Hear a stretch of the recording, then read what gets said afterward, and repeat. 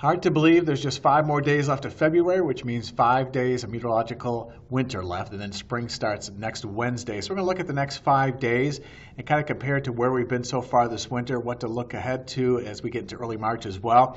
The good news is, if you're not a big fan of wintry weather, by that I mean really cold Arctic air, and also a lot of snow. We've got good news, more of the same for us the next 5 days. We will get a little bit of snow maybe between now and Tuesday, but little is the key word there. Looking at the next 10 days, our Fox model showing temperatures soaring from near 30 degrees today, with highs getting up to near 60 degrees by Monday, well into the 50s. So we're going to be above average after today through the weekend and into Monday. And for that last day of meteorological winter on Tuesday, we're still above average with a high of 48. And then we kind of stay mild. Looks like much of next week at or above average for the next several days. Wednesday looks like a high of 50, low 40s, which is pretty close to average Thursday, Friday, and Saturday. And then it looks like for next weekend, a week from this weekend, we're going to see high temperatures again, well into the 50s to near 60 degrees.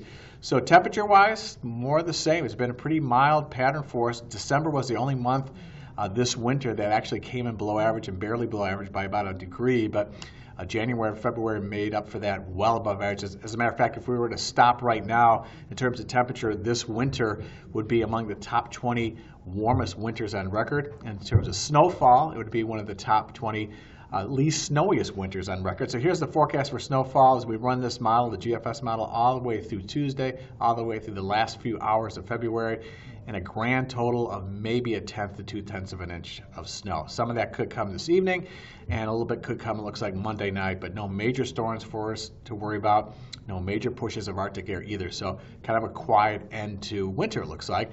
And as you check out the blog post a little bit more in detail, you'll see that misery index that kind of keeps track of just how bad the winter has been. It's been pretty mild most of this winter, and that's the easiest category out of the 5 different categories they rate winter.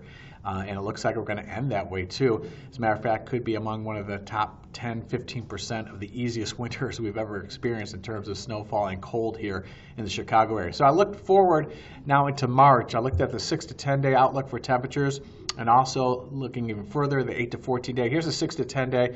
So for the first few days of spring, it looks like we are favored, again, leaning above average overall. Those shades of tan and red, that's what that means. The darker the shade, especially near Atlanta and Jacksonville, it looks like highly likely this area during this period is going to be above average. But notice that blob of blue out to the west, kind of expanding our way slowly but surely.